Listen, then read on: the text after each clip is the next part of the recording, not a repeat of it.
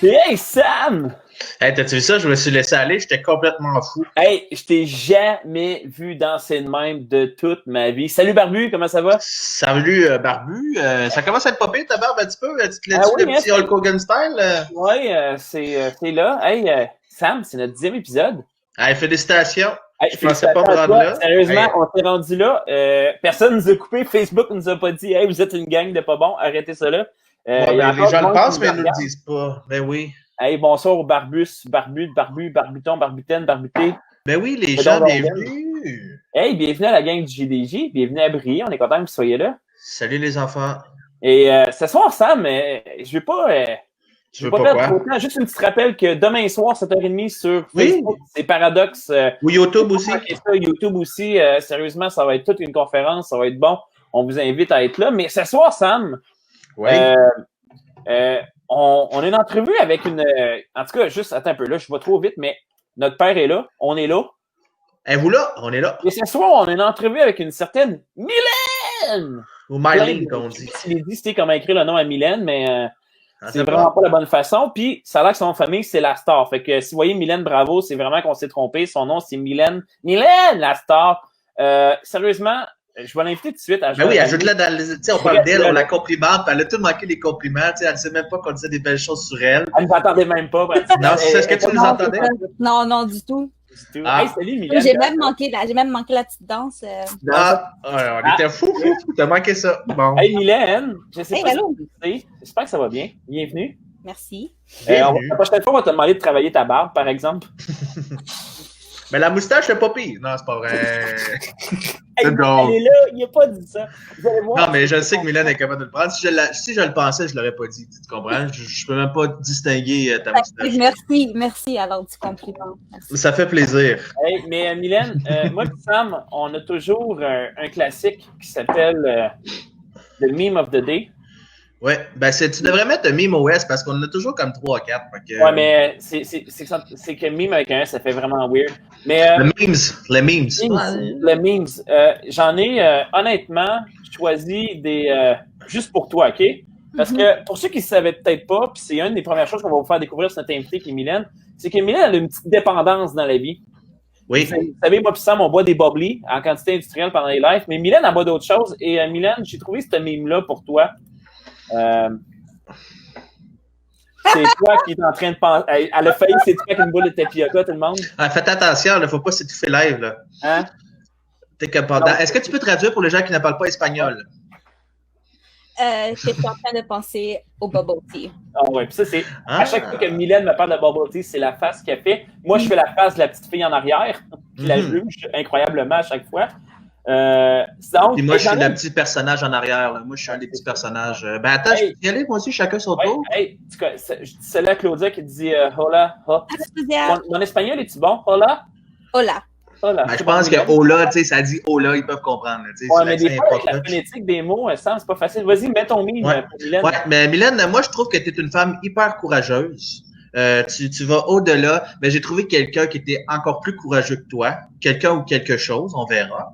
Fait que j'aimerais juste ça que tu sois patiente pendant que je le mets. Ça, c'est avoir du courage, tu sais, c'est comme un poulet qui passe devant un PFK, c'est le genre de courage que je trouve que t'as. Fait qu'il faut faire très attention, mais au moins c'est pas un goéland, là. Fait que je trouvais que je voulais juste souligner ton courage. Moi qui ai une plus de survie vu que c'est pas un goéland. Oui, c'est ça. Je vais juste m'assurer que je l'ai prêt. Oui. Ça, Mylène, c'est un autre pour toi. Tu sais, ça dit, je me limite à un seul bubble tea par jour.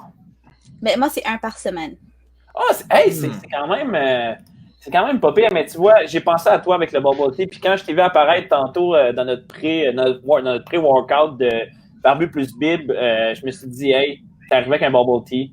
Ah là, il est là, gars. Hey, ça, t'avais un autre meme? Ben oui, j'ai un autre. J'ai aussi pensé à Mylène. Est-ce que toi, Mylène... Non, c'est pas vrai, je sais pas. Celui-là, il n'y a pas rapport, mais je me suis dit, je vais faire des liens. Comme David, il a pensé à Mylène. Moi aussi, j'ai pensé à Mylène. Est-ce que tu as des TOC?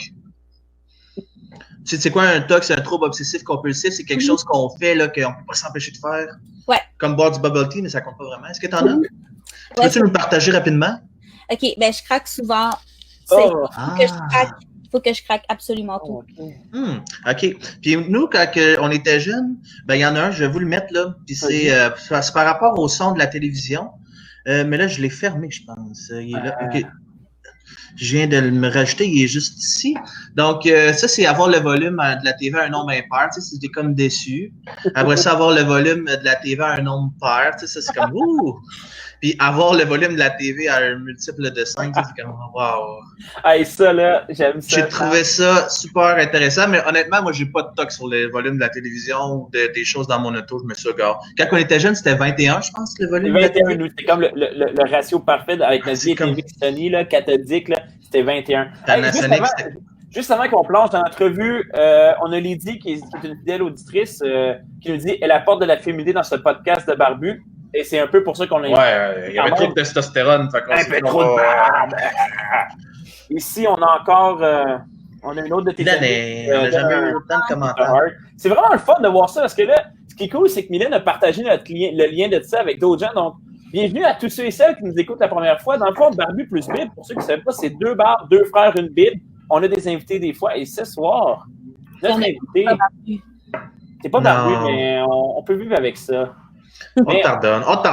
On pardonne tout. Donnez-moi un instant, je cherche de quoi. Je l'ai fermé. Non. Je l'ai. Donnez-moi 2 secondes. Qu'est-ce que tu cherches? J'ai fait une belle image pour l'entrevue avec Mylène. Là. Je vois juste que je l'ouvre. Ce sera pas long. Je te dis, Mylène, t'es en train de briser notre chat. On n'a jamais eu autant de commentaires. J'ai jamais vu ça. C'est tous des gens à jeune. On est rendu à 14. 14 commentaires. Faut que je mette celui-là. Des petits cœurs dans les yeux. Et comme quelqu'un a dit, Ola avec son bubble tea, of course. Ben oui. Hein? Il faut. Ça. Et voilà, on va parler de bubble tea tout le long, là. Ouais, c'est ça. Non. Hey, Mylène, une entrevue avec Mylène, bravo. Je vais te poser la première question. Parle-nous un peu d'où tu viens, puis qu'est-ce que tu fais au Québec? En fait, moi, je suis née au Chili. Je suis née dans la ville de Valparaíso, fait que c'est le port au Chili. Donc ça, s'il te plaît? Valparaíso. Ça fait plus de sens moins vite. C'est ça, comme en québécois, ça serait Valparaíso. Okay, Valparaíso, c'est bien. T'as l'accent québécois, super. Ouais. C'est ça, fait que je suis arrivée ici à l'âge de 3 ans avec mes parents. Nice. Et évidemment, comme chaque immigrant, c'est pour avoir un meilleur futur, une meilleure éducation et vraiment pour avoir une meilleure vie en réalité. Fait que c'est pour ça que je suis au Québec. Ah, cool. Puis, je me demandais, c'est quoi une chose que tu pourrais pas vivre sans? OK, il y a plusieurs choses. Si je pourrais dire ma Bible, mais je sais que c'est pas ça que tu veux entendre. Fait que moi, je suis asthmatique, fait que je dois avoir ma pompe. Ça fait du sens. Ouais. Tu peux pas vivre ça littéralement. C'est ça. Fait que toujours là. Il y a aussi mon hôpital, mais je pense que je sais plus elle est où. Mais en tout cas, ça, c'est un autre détail. Ouais, mais ça, c'est cool. Veux-tu savoir à quel point que dans notre famille, il y a des mauvais jeux de mots qui se font? Puis ça, on hérite vraiment. Tu vas aller là? J'y vais. Je suis avec l'air sauce. Tu vois le genre d'humour à mon père. Haha. Fait que tu dis que t'es tombé avec les deux. C'est poche. Tu peux rire de lui. Je comprends plein de choses maintenant. Ouais, ça explique, hein? C'est ça. David n'est pas tombé loin de l'arbre, là, tu sais, on s'en doute. Sam aussi. Hey, j'ai une question pour toi. Salut. Tu sais, tu viens de dire, tu viens du Chili, tu as immigré ici quand tu étais jeune. Donc, c'est quoi la chose la plus cool de grandir dans une église hispanique? Yes. Hispanique. Parce que il y a des mots qu'on peut pas dire, ça a l'air. Non, c'est ça. Oui, en fait, moi, j'étais dans une église hispanique presque toute ma vie. Et une des choses que j'ai vraiment aimé, c'est le fait que nous, les dimanches, on cuisinait. Alors, les gens, alors j'ai pu goûter de la nourriture de partout de l'Amérique latine.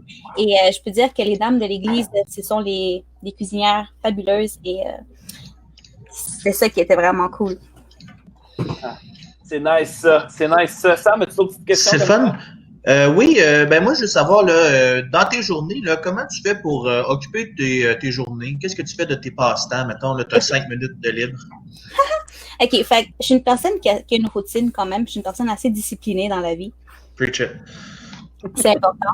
Alors, depuis le début du confinement, je m'entraîne avec ma cousine qui est au Chili. Alors, on fait un entraînement par Zoom. Alors, on fait Insanity Workout. Je ne sais pas si vous avez une idée de ça a l'air de quoi, mais c'est vraiment, c'est insane. C'est vraiment intense. Puis, il nous reste juste la semaine prochaine, puis je regarde mon calendrier. Il nous reste la semaine prochaine, puis on a fini comme tout l'entraînement. Toute l'intensité? Ouais. Wow. Vraiment, la grosse cache. Hey, moi, j'ai une anecdote là-dessus. Il y a une fois, un des amis que vous connaissez, Alex Vabin, j'ai demandé un programme d'entraînement. Puis il m'a recommandé P90X, qui est comme une autre catégorie d'Insanity. Puis j'ai comme, OK, je vais m'entraîner. Fait que je me mets à m'entraîner. Puis moi, je suis orgueilleux. Puis j'aimais pas ça que la fille dans le training soit meilleure que moi. Fait que je me suis poussé. Et j'ai été une semaine à pas être capable de mettre mes chandails tout seul. Imagine la honte de devoir demander à ton coloc, parce que t'es pas capable de te déplier les bras plus que ça, de mettre ton chandail. Ah, c'est la honte. Et c'est la dernière fois que je me suis entraîné de ma vie. Tu es en train de dire que tu as la difficulté que les filles soient meilleures que toi, David? J'ai pas la difficulté que n'importe qui soit meilleur que moi, en général. Tu devrais t'habituer parce que tout le monde est meilleur que toi. Je suis désolé de te l'annoncer, là. Sur ça, Sam, je te souhaite une bonne soirée. Non, c'est vrai. Ça me permet de mettre Mylène à un endroit qui est mieux. Ouais, c'est ça. J'ai rien d'important à dire de toute façon. Non. Mais, oui, OK. Fait que. Je peux-tu continuer à répondre à la question? Vas-y. Non. Ouais, continue. Continue, moi, c'est vrai, j'ai comme. Vas-y. Ouais, vas-y. OK, fait que je m'entraîne. Généralement, je vais méditer un peu. Je vais lire un livre. Je suis en train présentement de lire le livre Garden City. C'est pas pire. C'est qui, ça? C'est vraiment bon. Il s'appelle John Mark quelque chose. C'est un bon livre, c'est vraiment très bon. Il y a des gens qui disent salut, je vais les mettre popper. Tu vas voir, ça interrompt des fois le flow, mais c'est toujours le fun. Ce sont mes amis. Fait que c'est ça. Puis je donne tout le temps un petit temps de créativité aussi dans mon horaire. Où est-ce que je me suis amusée à faire des pompons depuis le début du confinement? Des pompons? Pas genre comme pour les cheerleaders, là? Non, des petits pompons en laine. Hey, tu me dis qu'on a deux référents. Là. On fait pas pompons la même affaire. Ouais. Non, on n'a pas vraiment. Oui, on les voit derrière. Là. Ouais, j'ai fait des rideaux avec des pompons aussi. Ouais, je sais pas, je pense que Dieu est en train de me parler par rapport à quel âge? Hey, laisse-moi vivre! Ouais, vivre et laisser vivre, là. Non, je trouve ça cool. Je trouve ça cool comme passant. C'est le fun. Puis, c'est ça. Puis, je parle avec mon copain aussi. Je parle avec mes parents. Je cuisine. Fait que c'est ça. Hey, Mylène, j'ai une autre question pour toi. Tu fais quoi dans la vie, toi? Je suis pasteur jeunesse. Je suis étudiante aussi. Les deux à temps partiel. T'es pasteur jeunesse. Pasteur jeunesse. Hey, c'est cool, ça. Puis, ça rime. Vu que t'es pasteur jeunesse, ça veut dire comment t'es arrivé à faire des études en théologie? Oh, c'est une longue histoire. Parce que dans la vie, j'ai jamais pensé dire que j'allais être pasteur. Jamais. Et jamais, OK. Genre, jamais. Je veux dire, mes parents me racontent que quand j'étais petite, je mettais mes Barbies par terre, puis je mettais un petit pupitre sur mon lit, puis je mettais ma Bible aux Barbies. Il y a une photo, il faudrait que je la trouve, il y a une photo sur ça, justement. Ah, c'est malade. Ouais, t'aurais dû nous amener ça, là. Je voulais pas être pasteur. Ouais, c'est ça. Mais j'ai toujours aimé parler, je veux dire, c'est pas un secret pour personne. Fait que c'est ça, mais initialement, moi, je voulais rentrer en psychologie. Fait que je suis entrée en psychosociaux à l'UDM. Puis, j'ai lâché le programme, je suis partie au Chili, je me suis convertie pour de vrai. Puis, Dieu m'a appelée. J'ai senti vraiment ça sur le cœur. Et je suis entrée faire un certificat en théologie à l'ETEC, en partenariat avec l'UL. Puis après, j'ai vraiment aimé ça. C'est l'année la plus pénible de ma vie parce que Dieu travaillait, puis... Il va gratter, hein? Ouais, il va loin. Ouais. Pas toujours le fun, mais ça fait du bien. Mm. Et c'est ça, fait que là, après, j'ai dit, je vais faire le bac. J'ai fait le bac, puis après, je veux juste remercier Jean-Christophe qui fait un excellent job à convaincre les étudiants rentrant à la maîtrise. Et je suis rentrée à la maîtrise, puis c'est ça. Puis je suis encore en train de faire ma maîtrise. Puis, maîtrise en quoi? Ouais. En théologie. Mais il y a un aspect, là. Je suis dans le volet mémoire et j'étudie en fait les procédures que l'Alliance a faites pour accepter les femmes dans le pastorat. OK, là, tu sais que les femmes soient sujet, là. Ah, ouais. Mais, OK, mais comment t'es arrivé à ça? Comment t'es arrivé à vouloir comprendre? Parce que pour ceux qui ne savent pas, l'Alliance Missionnaire, c'est notre famille d'église. Les trois, on œuvre dans cette famille-là depuis assez longtemps. Je pense qu'on est presque born and raised, on pourrait dire un peu là-dedans. Là. Ouais. Mais comment t'es arrivé à mettre femmes, église, ministère, tout ça ensemble pour voir comment c'est arrivé? Femmes, ministère, église, ACM. Sérieux là-dessus, je vais juste aller faire un tour. Mais je pense que en tant que jeune femme, quand j'ai commencé mes études, je voulais d'abord comprendre ma place dans l'Église, comprendre ma place aussi, non seulement dans l'Église, mais dans le ministère, où est-ce que Dieu m'appelait. Puis je sentais vraiment un appel pastoral dans ma vie. Mais je savais que c'était pas si facile que ça, parce que j'avais jamais vu de femme prêcher. Et alors, je me suis mis à me questionner, puis à fouiller et à chercher l'information. Et évidemment, c'est devenu comme une quête personnelle en réalité pour comprendre davantage ma place dans l'Alliance catholique missionnaire, qui est ma famille d'église. Puis c'est ça. Et je me suis retrouvée à étudier ça vraiment pour mieux me comprendre, mieux comprendre ma place aussi. Puis, as-tu un petit côté, je dirais, féministe en dedans de toi? Je sais peut-être que tu ne définirais pas.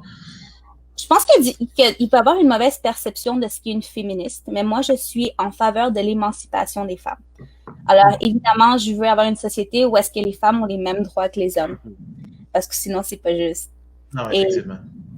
Alors que le même salaire, les mêmes droits en réalité. Je pense que c'est juste une question d'humanité. Puis de normalité, ça devrait être normal. Ça devrait même pas être une question. Je pense qu'en réalité, on devrait tous être féministes. Fait que je pense que c'est ça qui est élevé aussi par des parents qui ont... Mais en même temps, Mylène, oui. Tu dis ça, l'idée d'égalité, de féministe, d'avoir l'émancipation de la femme, mais qu'est-ce que tu fais quand que souvent les gens vont citer la Bible comme étant misogyne? On sait que Paul est quand même dans Timothée, dans plusieurs places, au niveau... Je sais qu'il y a tout un contexte culturel qu'on n'aura pas le temps d'étudier, mais c'est un peu le crunchy de ce soir qu'on va. Paul, il dit dans Colossiens à ses sœurs, femmes, soyez soumises à vos maris. Il dit aussi dans Timothée aussi, puis il dit, sois belle et tais-toi quasiment des fois. Là. Donc, comment toi, tu as perçu ça, puis comment tu vois l'émancipation de la femme dans les Écritures? Évidemment, il y a un contexte. Comme tu dis, on ne peut pas juste faire de la théologie de ciseaux, que j'appelle, alors couper un texte et juste le mettre comme ça, sans comprendre le contexte ou comprendre l'histoire. Il faut comprendre aussi que Paul écrit des lettres à des églises spécifiques. Il n'y a pas eu en tête l'église de 2020. Il n'a pas dit « je vais l'écrire pour Mylène Bravo en 2020 ». Non. Sois soumise, Mylène. Ouais, c'est ça.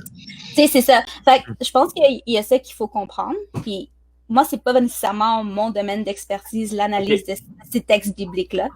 Moi, je me concentre davantage sur comment l'Église de l'Alliance a reçu justement puis interprété ces textes pour l'appliquer dans l'Église. Mais il faut comprendre aussi que les femmes ont été la clé dans tous les mouvements missionnaires. C'est une des découvertes que tu as faites dans ta maîtrise, ça? Ou peux-tu juste élaborer un petit peu plus là-dessus? Oui, parce que comme les femmes étaient très restreintes dans leur rôle à l'Église, ils ne leur laissaient pas enseigner ni prêcher et tout ça, les femmes partaient à l'étranger, puis ils implantaient des églises. Et elles étaient à charge de l'Église. Elles jouaient un rôle de pasteur, mais elles n'avaient pas le titre. Alors, les gens sont dérangés par les titres. C'est pas mal juste ça. Mais bon, je pense aussi qu'il y a l'aspect culturel qui rentre en jeu. Puis il faut savoir respecter ça en quelque sorte. Moi, de mon côté, je vais pas arriver dans une église où est-ce que je sais clairement que la femme n'est pas nécessairement acceptée en position d'autorité de dire comme « Hey, je suis pasteur Mylène ». Non, je vais pas faire ça parce que je respecte l'autre. Et je vais peut-être pas nécessairement avoir le même respect en retour et c'est correct. Je cherche pas à m'imposer non plus. Mais par exemple, pour l'église où je suis, ils ont fait un débat théologique, ils ont fait un gros document qui disait justement qu'eux autres, théologiquement parlant, ils se mettaient de la position égalitaire, où est-ce qu'ils acceptaient les femmes non seulement comme pasteurs, mais comme anciens. OK. C'est vraiment intéressant ça, parce que je pense que c'est une des particularités de la CM, sur que chaque église est en mesure de prendre la décision. Parce que ce qui est intéressant, c'est que tu parles de ton église, qui a fait ce travail de réflexion-là, puis je sais que l'Église à Sam a fait la même réflexion, puis vous êtes arrivé à des conclusions qui sont opposées. Puis en même temps, on fait partie de la... Puis à Fernam, c'est la même chose. Ils sont arrivés avec une position qui est comme à celle que toi, que tu vas à l'Oasis, qui est cette position-là, c'est que les femmes ont leur place. Je sais pas si on parlait au niveau pastoral, ça, j'ai pas posé des questions, mais au niveau on a des femmes anciennes. Oui. Est-ce que tu as étudié ce phénomène-là aussi dans ta maîtrise du fait que certaines églises, puis la cohabitation entre les deux, ou c'est pas un sujet vraiment que tu as été... Je n'ai pas vraiment étudié la cohabitation. Il faut comprendre aussi qu'il n'y a pas de femmes ordonnées au Québec, dans l'Alliance au Québec. Okay. Alors, je suis vraiment limitée au fait si les églises acceptent ou non les femmes sur leur conseil d'anciens. Alors, c'est ça. Mais encore une fois, je suis vraiment dans le mode recherche encore, trouver les informations, comprendre comment les églises ont vécu ce débat. C'est ça. Et toi, as-tu vraiment trouvé que tu devais faire ta place? Tu comprends un petit peu ce que je veux dire? Oui, mais en fait, pas vraiment. Je pense que c'est Dieu qui ouvre les portes et qui donne les opportunités. j'ai pas vraiment. Je pense que c'est les gens qui ont vu le potentiel en moi puis qui ont investi. Et je serais éternellement reconnaissante pour ces personnes-là qui ont vu un appel avant que moi-même je le comprenne. Et c'est ça. Je pense que c'est pas une question de faire sa place, mais c'est Dieu de faire place quand on appelle. Puis c'est Dieu qui appelle. Alors, il faut juste obéir, puis c'est lui qui voulait pas. Ouais, puis faire confiance aussi, là, que c'est ça ton appel. Ouais. Mais aussi, je pense qu'en lien avec ma personnalité, c'était relativement facile pour moi de bouger ici et là et de faire ma place, comme tu dis. Surtout comme tu m'avais parlé, David. Le ministère jeunesse, c'est beaucoup d'hommes. Ben oui. C'est beaucoup d'hommes, mais je pense que pour moi, c'est un privilège d'être une femme dans ce ministère-là et pouvoir parler à des jeunes filles et leur dire comme « Hey, c'est possible, ça peut être toi dans 10 ans, dans 15 ans, dans quelques années. » Et ouais. Oui, parce que c'est fou, parce que tu sais, mettons, sur l'équipe du réseau provincial, il y a 2 filles.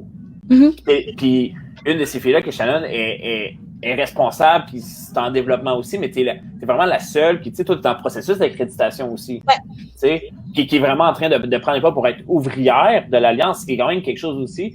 Puis, est-ce que tu penses que... OK, en fait, je vais reprendre ça. Comment tu penses qu'aujourd'hui, nous, on est dans l'Église, on est là, on est des leaders jeunesse, on parle à des jeunes filles présentement qui nous écoutent, ou un peu, des jeunes filles, des jeunes femmes aussi. Qu'est-ce que l'Église ou les groupes de jeunes ou les prochains leaders doivent faire pour permettre justement à des femmes de pouvoir vivre leur appel que Dieu met sur eux? Parce que si Dieu appelle des hommes, il appelle des femmes. Moi, ça, je pense qu'il n'y a pas de distinction là-dessus. Parce qu'on le sait, le ministère premier des femmes dans les églises, ce qui est triste, si on prend dans l'Ouest, c'est souvent comme l'école du dimanche, le ministère la garderie. La garderie. Nous autres, souvent, c'est les agapés, c'est les femmes qui s'en occupent. Mais, la cuisine. La cuisine, ces choses-là, même des fois le ménage, souvent. Mais tu sais, comment qu'on peut encourager les femmes de faire comme, OK, hey, c'est correct ça, mais c'est peut-être appelé à être un pasteur de louange, un pasteur jeunesse, ou même un pasteur adjoint, ou même un pasteur principal. OK, c'est sûr que ça, c'est une autre discussion qui va encore plus loin, mais comment qu'on peut encourager? En fait, en étant attentif aux dons des jeunes. Je pense qu'on observe, on est capable de voir le potentiel de chacun de nos jeunes et pouvoir les encourager justement et les placer au bon endroit avec les bonnes personnes pour qu'ils puissent développer leurs dons. Je pense que c'est ça la clé. Parce qu'on notre rôle est essentiellement de former des disciples et qu'eux autres puissent former des disciples à leur tour. Et je pense qu'il faut juste savoir bien les former, les encourager, les encadrer pour qu'ils puissent arriver justement à trouver leur place dans le monde et comprendre aussi l'appel que Dieu a sur leur vie. Je pense que c'est à nous d'être à l'écoute dans ce sens-là. Et... J'aimerais ça ajouter, je veux me faire un petit peu l'avocat du diable. Là. C'est une expression, je m'excuse, ça sonne tellement croche dans ce genre de podcast-là, mais je veux juste te questionner. C'est ça le but. Ouais, c'est ça, je m'excuse, là, je ne voulais pas être offusqué personne. Mais dans le sens que. Ouais, parce qu'on sait que, tu sais, ce que la société veut nous faire croire que c'est comme tout le monde, tu sais, il n'y a plus vraiment d'hommes, il n'y a plus vraiment de femmes, tu sais, c'est un peu non-genré, tu peux être ce que tu veux si tu te laisses aller, là. Je fais une grande parenthèse pour dire, moi, je crois vraiment qu'il y a des caractéristiques aux hommes, des caractéristiques aux femmes, puis il y a certains ministères qui fit un petit peu plus avec les hommes, puis certains, je sais que, tu sais, je vais loin, là, mais je trouve, est-ce que tu penses que peut-être ça, tu comprends-tu ma question? Est-ce que je veux m'en aller dans le sens que on a des, tu sais, mettons, là, certains livres disent que la femme est plus comme un coup là qui dirige ou puis là l'homme c'est lui qui prend les décisions puis je veux dire, je sais pas là, puis en tout cas, tu comprends-tu ma question ou je m'en vais trop dans le champ? Moi, selon moi, tu vas un petit peu dans le champ. Je recommence. Vas-y, recommence, ça donne la chance. Non, je vais la laisser répondre. Vas-y, Mylène. J'ai assez parlé. Mais c'est ça, je pense que là, on peut voir le reflet de ta perspective, de ta position théologique concernant la... Non, je pose la question. Mais c'est ça, je pense que ta question reflète une perspective qui est complémentaire, parce qu'il y a des rôles qui sont destinés à la femme et d'autres qui sont pour les hommes. Et c'est correct. Mais moi, je pense que tant et aussi longtemps que tu es en train de faire la volonté de Dieu, tu es soumis à sa volonté et tu es en train de prêcher la parole, puis je parle de la vraie parole, tu ne devrais pas avoir de problème. Que tu sois un homme ou une femme. Mais là, toute la question du non-genré, évidemment, je pense pas que ce soit mon domaine d'expertise. Non, mais c'est juste, je voulais juste dire qu'il y a des caractéristiques Il y a des caractéristiques pour les femmes et des caractéristiques pour les hommes, ça, on peut pas le nier, là. Ouais, mais je pense que moi, par exemple, qu'est-ce qui me dérange, c'est d'assumer que, admettons, je travaille avec des enfants ou que je dois absolument... J'aime cuisiner. Mais comme on l'impose parce que je suis une femme, je vais faire pardon. Comme je suis bien plus que juste ça.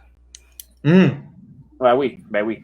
Alors, je pense qu'il faut un minimum de respect aussi par rapport à la femme. La femme qui vous a donné vie en plus. Comme la femme, c'est la femme qui accouche de l'enfant. Je pense qu'elle a force pour faire ça.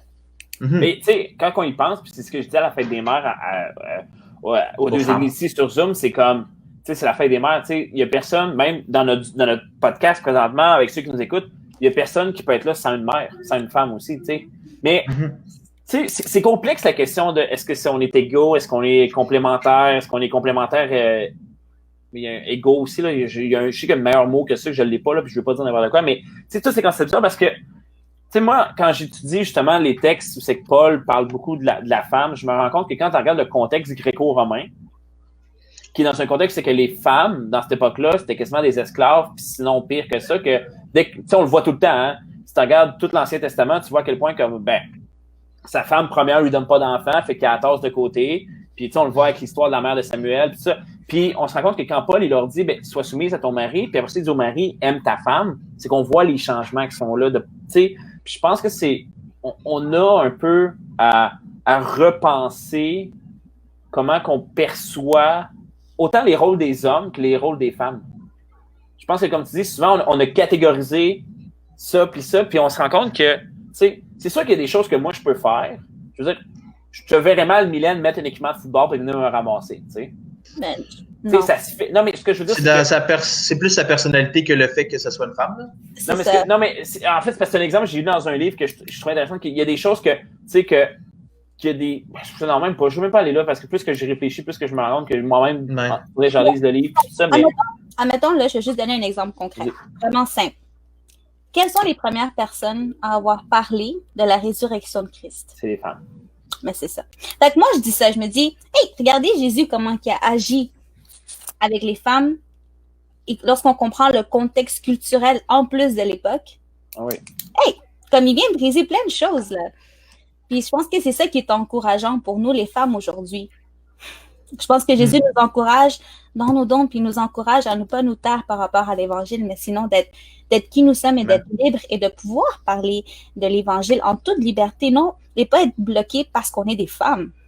On n'est pas des esclaves. Non, vraiment pas. Non. Et je trouve ça intéressant parce que souvent, là, tu sais, c'est plate, on vient bloquer les femmes, mais c'est souvent les premières dans l'Église à se porter volontaire. Tu sais, c'est ça qui est drôle, c'est que, tu sais, je veux dire, le nombre de femmes qui veulent, tu sais, qui ont à cœur, qui veulent servir, puis là, c'est comme, tu veux prendre ta place, on a besoin à l'école du dimanche. Ça vient comme discréditer, puis je pense, je sais pas si moi, je dirais plus que c'est plus que dans l'Église, le problème, c'est un problème culturel, parce que t'en vois-tu énormément des femmes qui sont PDG de grandes compagnies? Il y en a, mais je veux dire, c'est pas la majorité. En politique, ils en parlent souvent, c'est la femme. Je sais pas, c'est peut-être les priorités du cœur. Je veux même pas rentrer là-dedans, là. Mais Sam, tu as un bon point. Pense juste, ça a passé un peu en dessous du radar de tout le monde, mais la nouvelle chef du Parti libéral, c'est Mme Engelade, qui est une femme et qui est haïtienne. Puis on a, à cause de la COVID, on n'en a pas parlé, mais c'est une première incroyable dans l'histoire du Québec que mais oui, on a eu une femme, on a eu Pauline Marois, mais c'est la deuxième fois mais on dit une chef ou un chef, souvent les choisissent entre les deux, mais on a une femme qui est à la tête d'un des plus gros partis politiques du Québec, qui en plus vient d'une minorité, qui c'est fou de penser ça, puis moi je trouve ça triste parce que, un, on n'en a pas parlé plus qu'il faut, puis deux, j'ai lu des commentaires sur des trucs que je suis comme, mais non, là, vous êtes donc ben, tu sais, je pense que, on se rend compte que le problème, je pense que la réflexion qu'on a face à l'Église est plus large que juste l'Église. On est dans ce moment-là de société où c'est que comme, tu sais, c'était la première fois aussi que c'était une femme qui est PDG d'Hydro-Québec présentement, puis on est un peu sous choc de ça. Puis tu sais, on oublie à quel point que... Hein? Non, elle est vraiment été nommée là. Elle est vraiment là, parce que souvent les femmes, ils vont dire, on va te mettre par intérim au cas où. Oui, puis souvent dans le fond de la pensée... Non, mais c'est vrai, puis dans le fond de la pensée des autres hommes qui mettent là, c'est elle va se planter ou il va y avoir quelque chose, parce qu'on croit pas totalement au potentiel. Puis c'est pour ça qu'il y a des écarts. Puis je pense que, en tout cas, je sais pas ce que tu en penses, mais notre rôle en tant qu'Église, c'est peut-être justement de briser. Peut-être que justement, c'est à nous d'être plus féministes puis de dire, tu c'est pas normal qu'il y ait encore des femmes au même salaire, tu sais, la même profession, la même qualification soient sous-payées par rapport à quelqu'un d'autre. Absolument. Je pense que c'était peut-être même plus là, avant n'importe quoi d'autre, de dire comme, hey, est-ce que notre position est juste culturelle ou sociale dans une société qui, tu sais, quand tu y penses, les Juifs étaient hyper matriarcales. À quelque part, tu sais, dans ce que la femme offrait, tout ça, même s'il y avait tout l'autre autour. Hey, on a jasé de ça un peu, mais je voulais savoir, comment tu t'es retrouvé à vouloir t'impliquer avec la jeunesse, Mylène? J'aime les ados. J'aime vraiment les ados. Les ados sont C'est une cool. passion, pour vrai. Moi, je vois des ados, puis je me dis, il faut investir, il faut se donner le temps de les écouter, de les encourager, cheminer avec eux. Je pense que c'est vraiment un appel. Évidemment, je me vois pas passer toute ma vie en train de faire ça. Je pense que c'est pour une saison, mais c'est vraiment une saison qui est bénissante pour moi, puis j'espère que pour eux aussi. Mais c'est ça. Mais je pense que je me verrais mal avoir commencé dans un autre ministère que le ministère jeunesse aussi. Mais ça fait longtemps que tu es impliqué aussi dans la jeunesse. Oui. Ah ouais, ça fait. J'avais commencé à l'église à Bethel. Ouais. Comme leader, enseignante de l'école dimanche et ensuite comme leader jeunesse. Puis, cheminement classique. Oui, puis après, c'est ça. J'ai travaillé à l'église chinoise aussi pendant un été. Puis... À l'église chinoise? Oui. Wow. Puis après, je me suis retrouvée à l'Oasis comme pasteur jeunesse. Mais j'ai fait un stage, puis j'ai été acceptée. Ça, c'est cool. Ça, moi, ça me fascine. Tu sais, on parlait avec Jeff T, qui est pasteur jeunesse, pasteur adjoint de l'église vietnamienne. Moi, je l'ai fait aussi. Toi qui étais dans l'église chinoise, Sam, toi qui étais à Lévis. Tu sais? Désolé de ne pas avoir été dans une église chinoise. Là. J'aime bien les baguettes vietnamiennes, la nourriture, j'aime ça. T'es à Québec. T'es à Québec. Oui. Ben, il y a une église à Québec chinoise. Là. Oui, il faudrait que tu ailles voir. J'ai un blanc du nom du pasteur. Donald. Non, c'est Donald? Non, Daniel. Daniel, ouais. Il est vraiment. Moi, en tout cas, c'est un.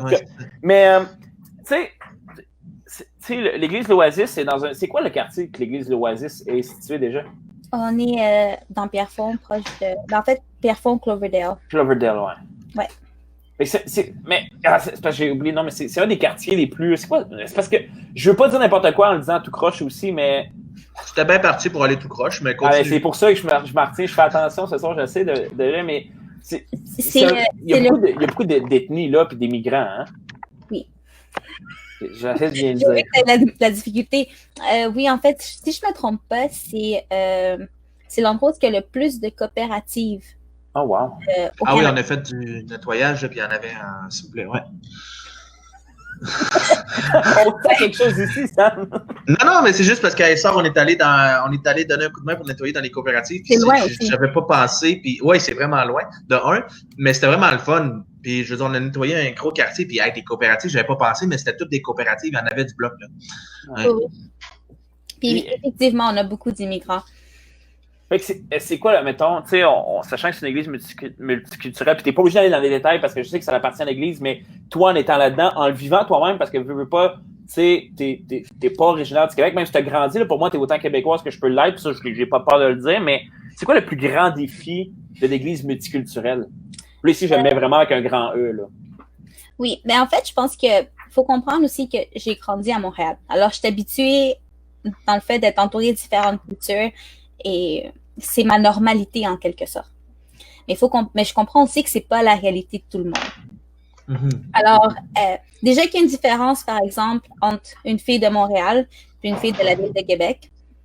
Imagine-toi la différence entre une personne avec différentes personnes qui viennent de différents pays. La culture, elle est différente. Les moyens de communication aussi, les mots employés veulent dire une chose et une autre chose pour l'autre personne. Et ça, c'est un défi pour l'Église. Parce qu'il y a des différences, puis parfois, on s'en rend même pas compte. Puis des fois, on communique juste comme ça. Oui, on sait c'est quoi. Alors, ça, c'est un des plus grands défis, je trouve. Mais je pense de l'interculturalité en général. Puis, pendant qu'on parle de l'interculturalité, parce que je connais quelqu'un qui m'a déjà dit que si on était capable de trouver qu'est-ce qui est le meilleur de chaque culture dans leur façon d'exprimer leur foi, on est capable de prendre un peu de son pour avoir vraiment une église qui est multiculturelle, je ne vais pas dire multifonctionnelle parce que j'ai l'impression de parler d'un centre communautaire, mais tu sais, est-ce que tu penses que c'est possible, ça, de réussir à intégrer un peu ce qui est de tout le monde? Et, tu sais, je sais pas si tu comprends ma question. C'est comment est-ce que tu penses que c'est possible de réussir justement à briser un peu ces différences-là pour vraiment mettre tout le monde un peu à la même place? Je pense que c'est difficile pour une première génération d'immigrants de pouvoir arriver là. Mais je pense que pour une deuxième génération, là, je pense que c'est plus possible parce que, par exemple, moi, j'ai une facilité culturelle avec les autres, d'adaptation aussi. Alors, je comprends davantage les différences culturelles, je m'adapte facilement dans mes différents contextes. Puis je pense que ça, c'est une richesse, c'est une bénédiction. Mais mes parents, ça n'a pas nécessairement de la même chose. Puis je peux voir ça avec tous mes amis immigrants ou enfants d'immigrants. Je pense que la solution va se trouver dans la deuxième, troisième génération. Oui. C'est-tu parce que la première...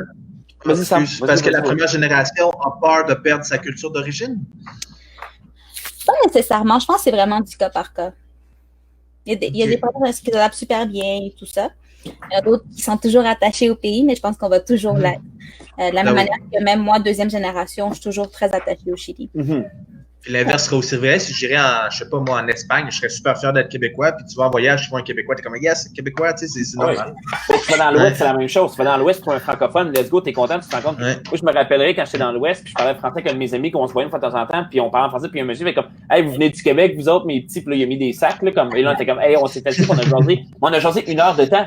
Mais on se reconnaît, hein, l'accent québécois est tellement différent. On se reconnaît à l'aéroport, t'es comme, hey, c'est un Québécois! Comme... Ah oui, on se le dit tout, là, ouais. Et moi, je me souviens que c'était un peu, quand j'étais à l'Église vietnamienne, parce que j'ai été pendant 1 an et demi le pasteur, responsable jeunesse, il n'y avait pas d'un titre de pasteur, je n'étais pas accrédité rien. Ce qu'on avait beaucoup parlé, c'était vraiment que la première génération était encore très ancrée dans la culture dans laquelle ils sont arrivés. C'est pas pour rien qu'on a des églises vietnamiennes haïtiennes, parce que ceux qui arrivent de l'étranger se retrouvent souvent dans ce contexte-là. Puis je pense que c'est important parce que tu arrives d'un autre pays, tu es dans une nouvelle langue, dans un nouvel endroit, dans une façon de fonctionner qui n'est pas la tienne. Si l'église, tu sais, ce qu'ils appellent, j'aime pas ça dire les ghettos, mais cette notion-là, tu sais, des quartiers, ces endroits-là, tu sais que tu te retrouves. Puis je trouve que c'est souvent le défi, c'est pour la deuxième et troisième génération qui deviennent, tu sais, la deuxième devient souvent québécois, comme toi, Mylène, chilienne, ou québécois, haïtien ou vietnamien. Puis là, ils vivent les conflits, tu sais, entre, hey, ça c'est québécois, ça c'est. Puis je me rappelle souvent, c'était des discussions là, que j'avais avec les jeunes à l'église vietnamienne. C'est pas toujours facile parce que mes parents comprennent pas ma nouvelle réalité non plus toujours parce qu'ils sont pas dans le même contexte non plus. C'est ça. Par exemple, moi, j'ai été au Chili il y a quelques mois, juste avant toute l'affaire de la pandémie. Puis, les autres, ils vont pas me considérer comme chilienne, même si je suis née au Chili. Mais ici, je peux me considérer comme québécoise. Ils vont me voir comme chilienne. Alors, c'est une identité qui est très... Mais est-ce que tu penses que l'Église peut répondre à cette ambivalence-là de qui t'appartient? Est-ce que ça pourrait être une solution pour aider à peut-être trouver comme une appartenance un peu plus forte ou c'est peut-être juste moi qui est trop dans l'espérance de? Mais je sais pas, honnêtement. Faudrait voir, mais je pense que de mon côté, en étant dans une église qui est interculturelle, je peux davantage comprendre la réalité des jeunes qui sont de deuxième génération puis ont des parents qui sont très attachés à leur pays. Puis il y a des différences déjà culturelles entre parents et enfants parce que c'est quelque chose que moi j'ai vécu. Fait que c'est ça. Mais je sais pas. Je pense que l'église, je pense que plus que se concentrer sur notre culture, c'est se concentrer sur Christ et se concentrer sur qu'est-ce qui nous rassemble. Puis prendre les richesses de chaque culture et pouvoir lire la Bible ensemble, pouvoir faire de la théologie ensemble. Puis je pense que c'est ça, c'est une bénédiction qu'on a, surtout à l'Alliance, parce qu'il y a différentes églises, différentes cultures, différentes générations. Puis si on donnait vraiment de la peine de développer davantage cet aspect-là, c'est une richesse. Ouais. On arrive tranquillement vers la fin de l'entrevue. Ça fait déjà presque 45 minutes. On a des gens qui ont amené des questions. Je veux juste saluer Jacques Lapointe qui dit bravo à vous deux les barbus, ça c'est pour moi ça, mais oui, Mylène vit à plein le ministère de la part d'un ancien. Jacques a été pasteur longtemps au Nouveau-Brunswick et aussi il est en train de faire un new venture à Ottawa. Il dit aussi bien dit Mylène. C'est un partenaire moi dans ce que je fais ici à Fernand, donc je voulais saluer Jacques. On a Sam ici. Sam Quash qui a une question vraiment. Ah non, c'est pas vrai. Non, c'est l'autre Sam. Non, il y a mais une question vraiment pertinente pour toi, Mylène. Question pour Mylène. Où est-ce que tu achètes ton bubble tea pendant cette pandémie? Fresh Tea sur Sainte-Catherine, mais le parking est horrible. Alors, il faut que tu mettes tes petits clignotants pour arrêter ta voiture et aller chercher vite. Et hey, ça, c'est une très bonne question qu'une de tes amies t'a sûrement posée parce que je la connais pas. Mylène, comment tu restes positive en ce temps de pandémie? Sachant que toi, tu es à Montréal, tu as des risques pour ta propre santé aussi, là-dedans, tu as des risques. Comment tu gardes le moral? Le workout. Le workout. Être bien entouré, avoir des bons amis avec qui je peux toujours communiquer, acheter du bubble tea une fois par semaine, prier, être honnête avec Dieu aussi, avec mes frustrations, mes peurs. Et je pense que c'est ça. Je pense que c'est le temps maintenant d'avoir une conversation face à face avec Dieu, dire comme, écoute, Seigneur, je me sens comme ça. Puis je pense que c'est de rien ça. Et je pense que c'est ça qui me rend heureuse dans ces temps-ci. Ça me dit quelque chose. Moi, j'ai une dernière question, mais si tu as d'autres choses à poser à Mylène, c'est le temps. Ouais, ben c'est ça. Il y a une autre question qui vient de rentrer, là. Mais c'est pas grave, c'est une bonne question, mais on en reviendra. Mais bon, moi, on va finir avec celle-là. Toi, tu t'identifies comment en tant que personne? Est-ce que, tu sais, parce que moi, je trouve ça aberrant. Je trouve ça, tu sais, que tu te dises, tu sais, je suis même pas ce que j'allais dire, tu te sens même pas chilienne, tu te sens même pas québécoise, tu sais, je veux dire, c'est terrible. Je veux dire, puis est-ce qu'il y a quelque chose qui t'aide à t'accrocher ou ton identité, tu dirais, tu t'identifies comment, là? Je suis chrétienne, je suis Jésus. Je pense que c'est ça mon identité centrale. C'est ce que mon père a écrit, tu vois, il est capable de dire des belles choses aussi. Mais ça doit être maman. Ça, c'est sûr que c'est ma mère. Ça, je suis convaincu je peux te dire, Mylène, que ça vient de notre mère. Notre mère, c'est notre Non, il n'est pas si pire que ça, là. On est en train de faire comme si c'était une personne. Hey, un jour, on aura Marc puis papa sur le live, puis vous comprendrez d'où c'est qu'on vient un peu plus. Hey, Mylène, c'est quoi, selon toi, c'est quoi ton rêve pour les ados au Québec? Autant chrétien que pas chrétien. C'est quoi mais si tu avais une chose que tu pourrais espérer pour eux autres? Qu'ils trouvent leur place. Qu'ils n'aient pas peur d'être qui ils sont vraiment. Que c'est ça l'essentiel. Les encourager dans leur identité, dans qui ils sont vraiment, et de ne pas avoir peur de montrer leur vraie couleur. Je pense que c'est ça mon rêve pour cette génération. Ouais. Hey, dernière question sur cette belle chose-là, pour toujours finir sur une petite note. Il y a quelqu'un qui demande, Mylène, qui est la personne la plus hipster que tu connais? Et lui, ça doit être lui. Ça, c'est le genre de personne qui veut que tu le nommes sur le live. Hein, parce que sur ces photos, je suis comme #hipster, #hipster. Tout. Mais ça date depuis tellement longtemps, cette niaiserie-là. Je le niaise avec ça. On travaillait ensemble. Mais y a-tu vraiment un style hipster ou... Absolument. Je le félicite. Regarde, ça me fait chier. Regarde l'angle de sa photo. Mais c'est un méchant barbu. Il pourrait faire partie de notre gang. Il est en Théo en plus, mais c'est gradué de Théo. C'est pasteur jeunesse aussi. Ah, cool. C'est sûr que c'est un hipster. C'est un hipster. Hey, Mylène, merci. Merci Mylène. Hey, je veux juste prier pour toi en finissant. Oui. Pour vrai, tu sais, il y a quelqu'un qui dit yes, Mylène is the best. Pour vrai, dans les pasteurs jeunesse, c'est la meilleure que je connais. C'est la seule. C'est ça. La seule, mais c'est ça. Non, c'est comme... non, hey, non, mais t'es pas pire, pareil. Elle est pas pire. Pour vrai, pour qu'on t'ait invité, c'est parce qu'on savait, on sait, ça fait longtemps qu'on te connaît, t'es quelqu'un, tu peux réagir à nous autres, puis je veux juste prier pour toi en finissant. Ouais, faut être fort, là, pour réagir. Faut être fort pour être pasteur jeunesse, faut être fort. Hey, Père éternel, je vais te rendre là pour Mylène. Merci parce que du plus lointain, tu as mis cet appel-là sur son cœur d'être pasteur, que ce soit jeunesse. Puis Seigneur, si le jour qu'elle va avoir son église, je vais être le premier à aller l'écouter.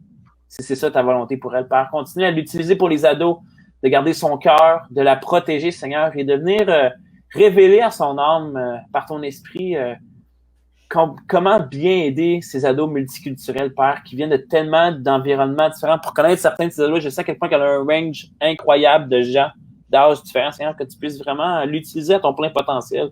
Continue à la bénir là-dedans, dans tout ce qu'elle fait, dans ce qu'elle entreprend, que tu puisses la devancer dans toutes choses. Et merci pour son cœur.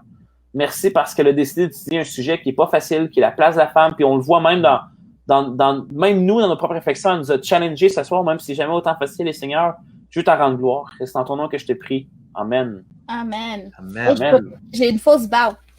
Ouais. T'avais pas. On a Carrie qui dit.